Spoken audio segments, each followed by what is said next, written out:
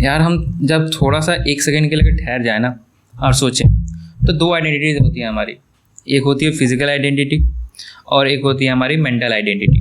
Physical identity का मतलब simple सी चीज़ है कि ये हाथ, कान, मुंह, पैर जो भी है कैसे होंगे, जो हमें हमारे पेरेंट्स से मिलता है, और उनको उनके पेरेंट्स से मिला, उनको उनके पेरेंट्स से मिला है। अब ये मत पूछना कि सबसे पहले किसको कहाँ से मिला, ठीक है।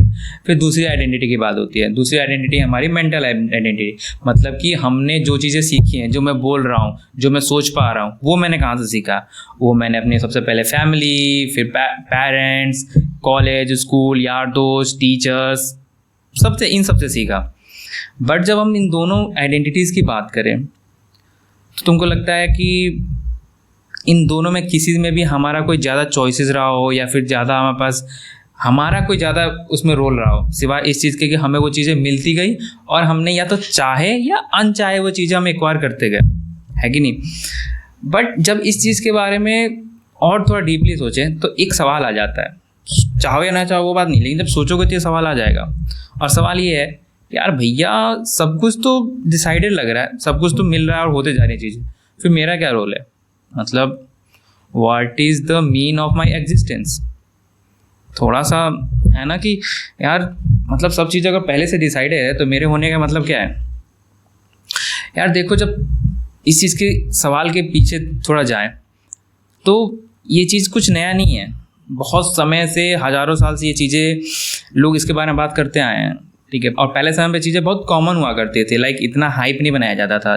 जैसे कि आज के समय में मटेरियलिज्म इतना ज़्यादा है कि यार पैसे के अलावा और नेम फेम के अलावा आप कुछ भी बात कर लो तो लगता है कि यार ये ना भैया तुम इस सोसाइटी के नहीं है, तुम अलग चले जाओ।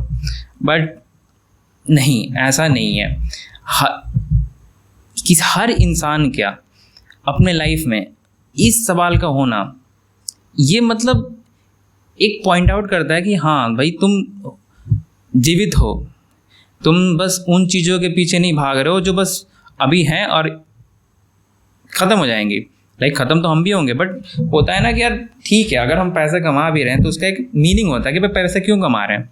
तो लाइक अगर तुम भी ये चीज़ें कर रहे हो, तुम भी ये चीज़ें हो, अगर तुम्हारा एग्जिस्टेंस है, मैं यहाँ पर बात कर रहा हूँ, तुम वहाँ पर सुन रहे हो, तो कोई तो इसका मतलब होगा ना।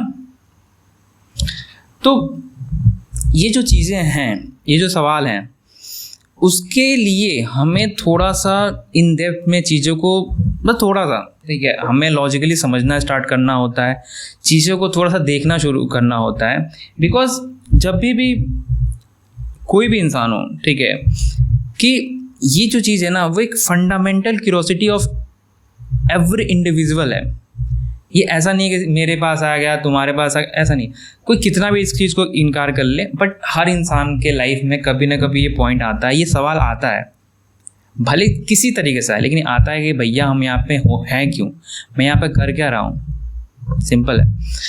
तो अगर इस चीज़ के बारे में बात करें तो बहुत इंटरेस्टिंग चीज़ें हो जाती हैं, बट थोड़ा सा हमें इस चीज़ के लिए थोड़ा सा शांत होना पड़ता है, थोड़ी सी चीज़ों को समझनी होती है, जिसके बारे में हम बहुत इन डिटेल में बात करने वाले हैं, चीज़ों को बहुत अच्छे से समझने वाले हैं, और बहुत मज़ा भी आएगा। बिकॉज ये है ही चीज़ इतनी इंटरेस्टिंग कि लाइक सब कुछ तो जान लिया, लेकिन जब आपने खुद को जानता है, अपनी चीज़ों को जानने की तरफ आता है, तो बहुत इंटरेस्ट तो आता है, काफ़ी इंटरेस्ट आता है। तो यार यही सब बातें हैं, इन सब चीज़ों के बारे में मुझे लगता है बातें करनी चाहिए। अब आप ये बताइए आपको क्या लगता है, मुझे ज़रूर बताइए, ताकि हम इसके बारे में और बात कर सके आने वाले एपिसोड्स में। और हम डिस्कस कर चुके हैं एज अ कम्युनिटी की यार कुछ चीज़ें हैं जो सच में बात करने लायक हैं, सिवाय इंटरटेनमेंट, जियोपॉलिटिक्स और बजाय पता नहीं क्या क्या चीज़ों के।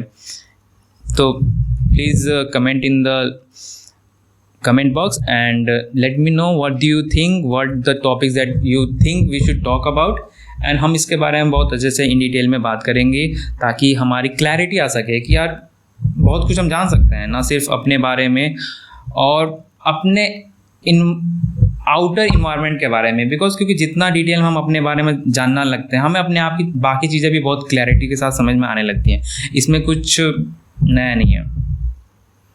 सो मिलते हैं फिर से अगली बार, और तब तक के लिए बाय बाय।